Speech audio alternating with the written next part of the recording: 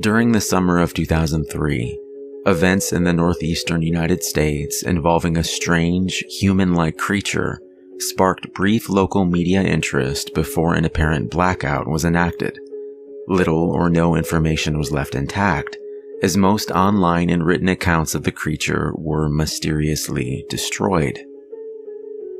Primarily focused in rural New York State and once found in Idaho, self-proclaimed witnesses told stories of their encounters with a creature of unknown origin. Emotions ranged from extremely traumatic levels of fright and discomfort to an almost childlike sense of playfulness and curiosity. While their published versions are no longer on record, the memories remained powerful. Several of the involved parties began looking for answers that year.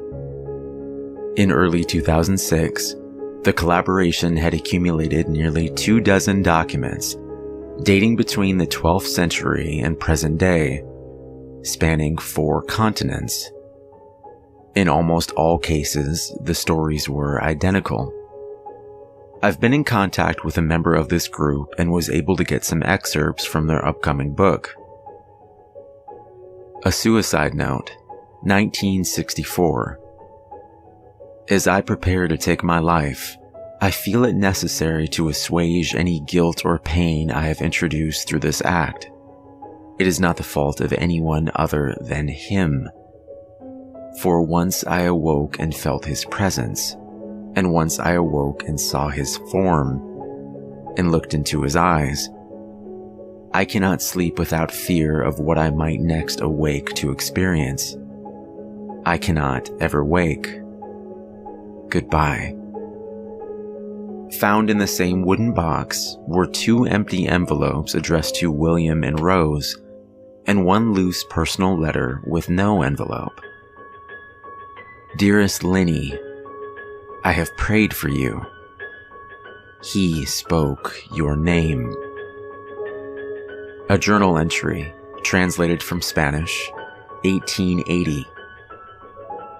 I have experienced the greatest terror. I see his eyes when I close mine. They are hollow, black. They saw me and pierced me. His wet hand. I will not sleep. A mariner's log, 1691. He came to me in my sleep. From the foot of my bed I felt a sensation. He took everything. We must return to England. We shall not return here again at the request of the Rake. From a witness, 2006. 3 years ago, I had just returned from a trip to Niagara Falls with my family for the 4th of July. We were all very exhausted after a long day of driving, so my husband and I put the kids right to bed and called it a night. At about 4 a.m., I woke up thinking my husband had gotten up to use the restroom. I used the moment to steal back the sheets, only to wake him in the process. I apologized and told him I thought he got out of bed. When he turned to face me, he gasped and pulled his feet up from the end of the bed so quickly his knee almost knocked me out. He then grabbed me and said nothing. After adjusting to the dark for a half second, I was able to see what caused the strange reaction. At the foot of the bed, sitting and facing away from us, there was what appeared to be a naked man, or a large hairless dog of some sort. Its body position was disturbing and unnatural, as if it had been hit by a car or something. For some reason, I was not instantly frightened by it, but more concerned as to its condition. At this point, I was somewhat under the assumption that we were supposed to help him. My husband was peering over his arm and knee, tucked in the fetal position, occasionally glancing at me before returning to the creature. In a flurry of motion, the creature scrambled around the side of the bed, and then crawled quickly in a flailing sort of way, right along the bed until it was less than a foot from my husband's face. The creature was completely silent for maybe 30 seconds, or maybe it was just 4 or 5. It seemed like a long time, just looking at my husband. The creature then placed its hand on his knee and ran into the hallway leading to the kids' rooms. I screamed and ran for the light switch, planning to stop him before he hurt my children. When I got to the hallway, the light from the bedroom was enough to see it crouching and hunched about 20 feet away. He turned around and looked directly at me, covered in blood. I flipped the switch on the wall and saw my daughter, Clara. The creature ran down the stairs while my husband and I rushed to help our daughter. She was very badly injured and spoke only once more in her short life. She said, "He is the Rake." My husband drove his car into a lake that night while rushing our daughter to the hospital. They didn't survive. Being a small town, news got around pretty quickly. The police were helpful at first, and the local newspaper took a lot of interest as well. However, the story was never published and the local television news never followed up either. For several months, my son Justin and I stayed in a hotel near my parents' house. After we decided to return home, I began looking for answers myself.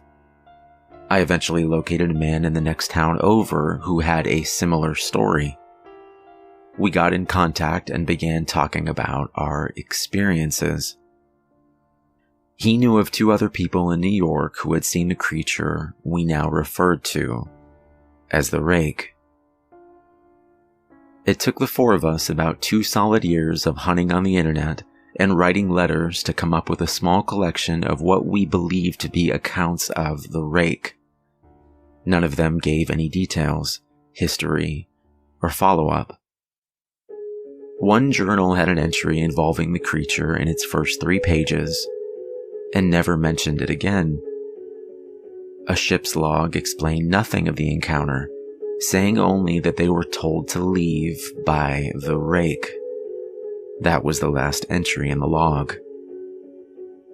There were, however, many instances where the creature's visit was one of a series of visits with the same person.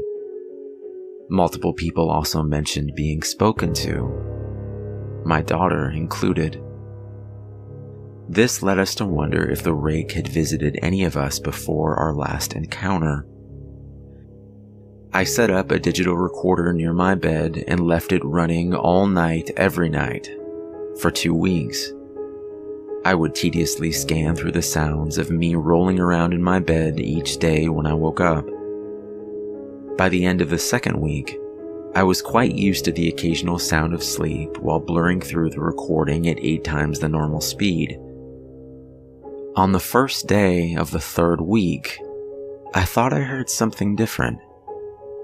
What I found was a shrill voice. It was the Rake. I can't listen to it long enough to even begin to transcribe it. I haven't let anyone listen to it yet. All I know is that I've heard it before, and I now believe that it spoke when it was sitting in front of my husband. I don't remember hearing anything at the time, but for some reason, the voice on the recorder immediately brings me back to that moment. The thoughts that must have gone through my daughter's head still haunt me to this day. I have not seen the Rake since he has ruined my life, but I know that he has been with me in my room while I slept. I know and I fear that one night I'll wake up and I'll see him staring right back.